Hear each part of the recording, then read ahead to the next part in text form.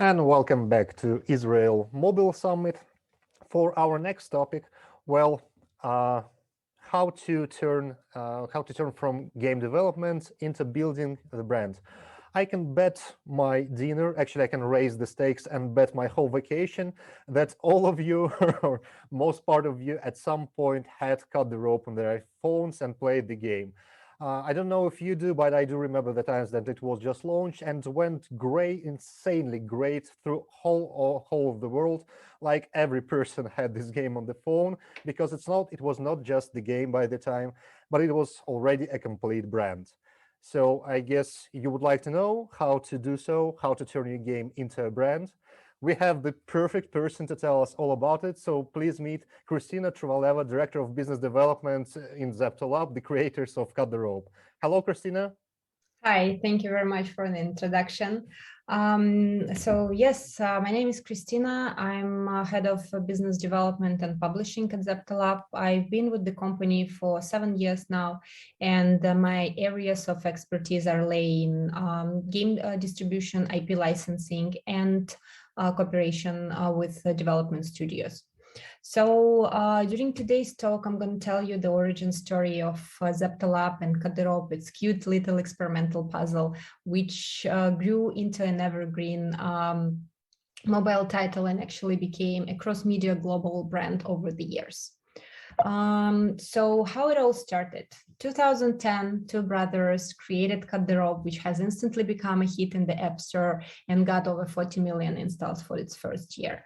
But it all wasn't that easy, and we all know that great stories start small. So before 2010, Zeptolab was a small company by just having two people on board doing multiple experiments until the new opportunity called App Store revealed itself.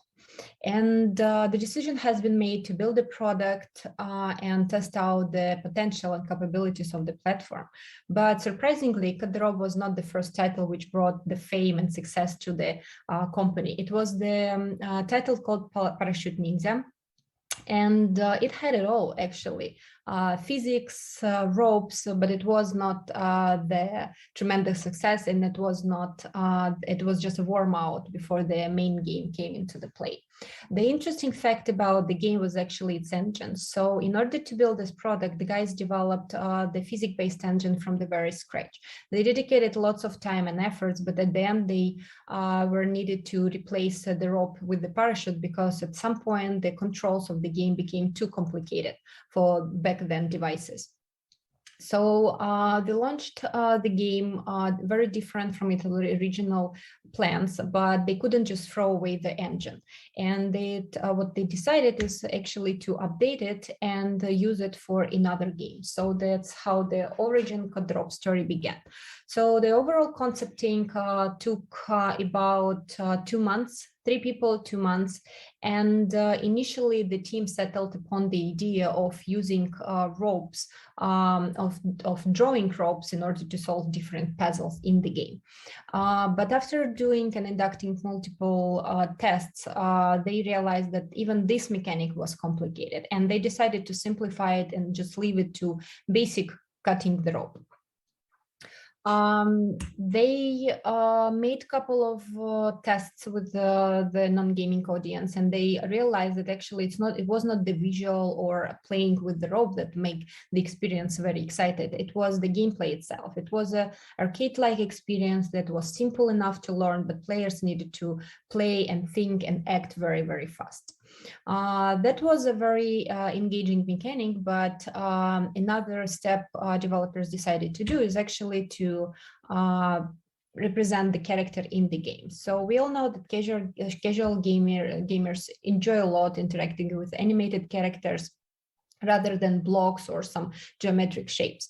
But for this particular game, creators, they didn't want just to make this experience fun. They actually wanted to make it emotional. They wanted to connect people emotionally with the game. And they decided to make the character and to make it not just as a simple character. They decided to make it very cute, super cute, so that when people see that, they get emotionally connected to his emotions as well. And even if you play the cut rope and ask people like what makes them excited about the game, it would be not the cutting the rope itself. It's going to be this feeling of excitement when you get when you actually deliver the candy to this little green creature. That's how the game was developed. Two people with budget slightly over than $1,500, and it was nothing compared to nowadays budgets.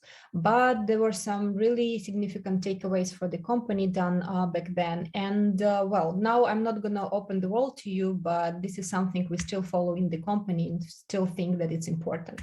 So first of all, study the games that make that were successful in the market and understand what made the game successful. We also study the games that were duds and understand what people didn't like about that. Another important conclusion for us was actually to create the games, and it was our like signature, that the games will appeal to as many users as possible. We also show the games to non-gamers, and it's not just to get their opinion on what it's like exciting or what's not. We sometimes show the games to people who don't have anything to do with the games, just to make sure what will make them actually want to start playing. And last but not least, just do what you like, because at the end, our industry is all about fun and excitement. But what was next? So the game was launched, but how did company adapt it to this rapid growth? So up till 2011, Cut the Rope was enjoying its growing momentum. It was a premium market, everything was great, the game was flowing, and everything was good up until 2011, when the launch of in-app purchases was introduced, and the market started slowly to shift into free-to-play. Which was not the best area for us. So we launched and we tried to adapt to the market by optimizing our strategy and launching and extending the franchise now in free-to-play. But unfortunately, it didn't work out. And frankly speaking, it still doesn't work out well for the game monetization when it comes to Cut the Rope franchise. But despite the struggle with Cut the Rope games, there was popping up another direction in the company. So we started to adjust to free-to-play model. We realized, okay, maybe if we cannot do it with Cut the Rope, maybe we can try something else. There is still an opportunity for the company. So first game we launched was called King of Fifths, and that was a very good base for launching multiple other games, which are all got best game of the year different years, and that was like our signature games, and they helped a lot by evolving the free-to-play direction. Also, important note is that that was the opportunity on the market which we started to explore, and that we managed to master that and grow into something bigger. But what was happening with Cut the Rope? So by then, Cut the Rope was everywhere. It was one of the most recognizable mobile franchises. It got millions and millions of downloads. It was played almost on every thief smartphone, according to several researchers, and we got multiple awards. We understood that we have something so much bigger than we can afford, and we realized that our strategy needs to be changed accordingly. We couldn't rely on just growing the game by implementing content updates to that. No, that was not enough for this game. So we decided to settle upon the new strategy, which was called the game distribution. By 2015, there were multiple stores popping up in the market. App Store and Google Play, yes, dominating the market, but there was significant user base in multiple areas, which was still using different stores. Amazon, Microsoft, there were mobile operator stores still very strong in Southeast Asia, in Latin America, in multiple other regions. And this is where we decided to strike. So we decided to adapt our games to multiple platforms and start basically attracting audience which was never been there before. And one of the interesting thing is that this business started for us in 2015, but frankly speaking, it's still ongoing.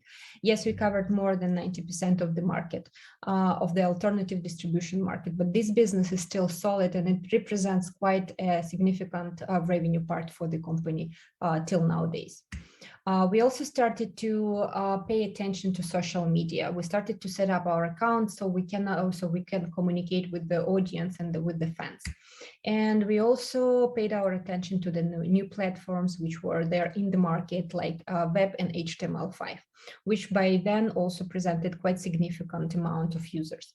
The goal of all these initiatives for us was to attract as much people as possible to the game. But as I said before, the distribution and players were not just enough for us.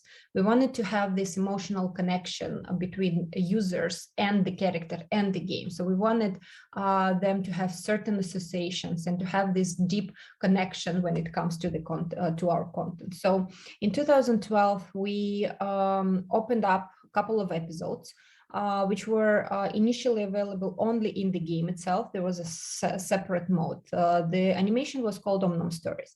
This animation was just the origin story of Omnom, just to tell a little bit more about the character, where he came from, where he goes, what he likes, what he doesn't like. And up until 2013, we didn't do anything with that. The goal of and the purpose of that was just to support the game. There was no plan to anyhow grow it. Up until 2013, then a lot of distribution platform for the video content started to appear. And we decided to try out and utilize the same content which we have in the game and settle the distribution strategy. Yet again, it was all about the game. We wanted to support the game. But our vision changed in later those years when we started to distribute video content from multiple VOD channels. We also started to receive requests from the TV players, and by 2021, we got over 26 billion views for the animation alone. So that's what got us thinking that maybe it's not only about the game. Maybe people are interested in something in general. We started to utilize more on the social media, and another change we noticed with the animation is that actually people started to ask not only about the games, but about the character more than about the game itself. So we started to focus our social media now not only to grow the games, but to grow both games and animation. So we started to focus it on the character. And by 2017, what we noticed in our strategy is that as a company right now, we had like two main pillars when it comes to Kadyrov franchise. First, we had games. We know how to do games. It was giving us tremendous reach. But on top of that, we also started to work with the animation video content, and we learned how to do that through the years. And what we noticed, it was giving the depth to the character and the reason to love, the reason to get emotionally connected with the character. Now, what we also notice is that people who watched animation, sometimes they didn't play the games, and opposite, people who played the games, sometimes they didn't watch the animation. So we realized that we had like two different and independent audience, and the only thing which was in common was the character. So starting from that point, we started to change our focus. So the focus and the strategy. So it was not only about the game from there, it was about the character and growing the IP. We also realized very soon that the potential of growing the IP has way more, is much higher and has way more opportunities than just growing a single game.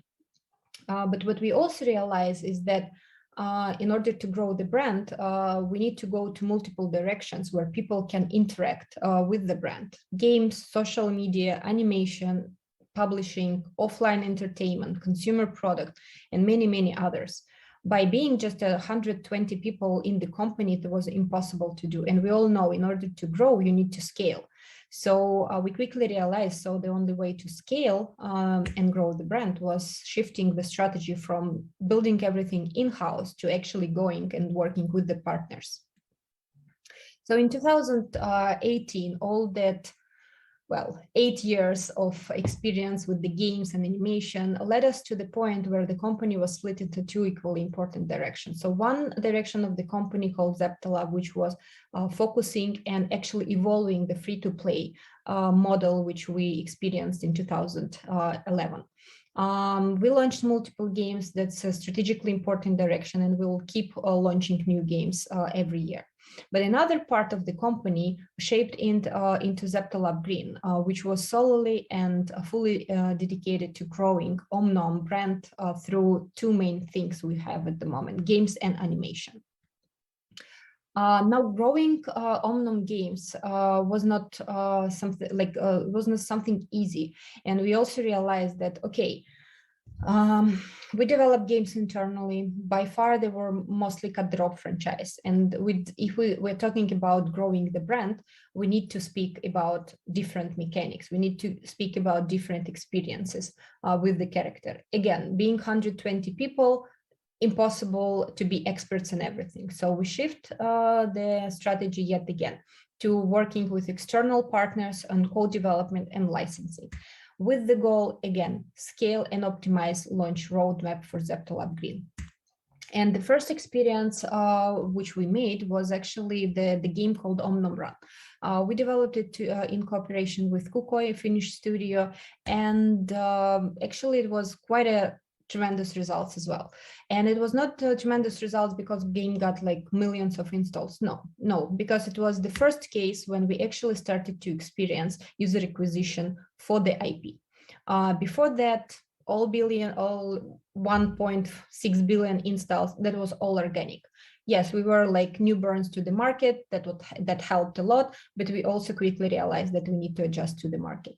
And Omnom Run was this game changer for us when we started to do user acquisition, not just by doing user acquisition, but doing it successfully. When, of course, we realized that we cannot only focus like on runners, right? So we need to have certain strategy when it comes growing our games. That was in many ways, it was done based on the audience research for the existing games, based on multiple experiments. A lot of them were like unsuccessful, but also studying our players. And we studied it not only in our games, but through all the other business directions we have. And by that, we realized that there's three significant directions which keep our audience engaging and interesting, and that actually works for the IP. First is to keep social interaction in the game. Then the games which have a certain layer of competition. And last but not least, the games which are easy to play, but yet difficult to master. All that shaped our strategy a lot. We quickly realized that we don't want to be just the company which focuses on growing and utilizing the IP into gaming direction. We actually want to have much more. Our ambitions are crazy, so we want to have like as a higher goal as possible. So starting from next year, well, actually starting from last year, we already launched the first game on Apple Arcade, which is mobile and console. Next year, we plan to maximize this experience by launching, first of all, new mobile games with Omnom with different mechanic, and also start to covering new platforms like console and PC.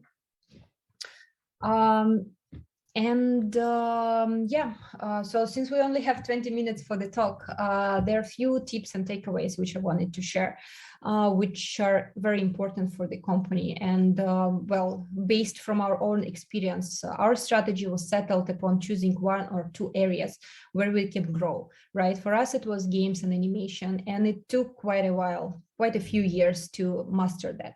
But it was not only mastering that to achieve the success. We also mastered it to the point where we can maximize our results, but might minimize the resources, because it's very easy for the small companies or for the mid companies, just dedicate resources to everywhere and then run out of that. Then another tip is listen to your audience. And by listen to your audience, I don't only mean listen to your audience by analyzing the games. No, in our case, as I mentioned, like social media was also the key that helped us to talk to the audience, to see and ask what they like, what they expect, and what they actually have associated with the brand itself. Also take a look at the trends and try to think and see what features you can implement for your audience. And last but not least, understand one simple thing, that building the brand nowadays, it takes years. That will pay you off, but you just need to keep and be a little bit more patient. And I believe that's all for me for today's talk. So I'm open to any question you guys might have. Thank you very much. Yeah, thank you as well, Kristina. Wow, it looks like as funny and simple it looked from the outside, it was very intense, difficult on every step from the inside. So I guess if you would turn Cut the Rope into a brand right now from the very start, I guess your strategy would be completely different from what it was before. Yeah, absolutely. So I guess I have one question. Do you see, well, considering all the changes happening in the world, in the game industry, and some of them probably will also happen in 2022, do you see slight, I don't know, difficulties or changes in adapting your game to a brand also in the next 1 or 2 years? Like, what should we prepare for? What difficulty? Maybe some more difficulties. Well, first of all, yes, like the strategy evolves with the market, right? And you're completely right that if it would be like, I don't know, we would need to build the brand right now in the modern world, most probably the strategy will be different. But what we also notice is that the audience changes as well. So the audience which played our games like 10 years ago, right? It's the audience which is 10 years older right now, right? So they have different preferences, and the marketing strategies you need to utilize in order to kind of attract that audience and engage with this audience are also different. So it's very hard to say what changes will await us in the future, but what we can definitely say is that we will need to adapt to that. We need to, again, to coming back to tip number 3, we need to listen to our audience. We need to see what they like, how their behavior change, and what most probably it will also answer the question what they expect from the experience, right? So right now the strategy I showed a few slides ago, this is the strategy considering nowadays situation in the market. If the market changes, we will need to adapt to that. Yeah, absolutely sure. Well, me myself, I can also think now about how a month ago I remembered Cut the Rope and downloaded it once again, and now I can get it off my head once more. Thank you very much. Thank you very much for that, Kristina. And guys, please, if you have any questions, feel free to reach out to Kristina. And to you, Kristina, thanks again. Happy upcoming holidays, and I hope to see you in 2022 with some more interesting stories. Thank you very much. Thank you very much. Bye-bye. Bye-bye.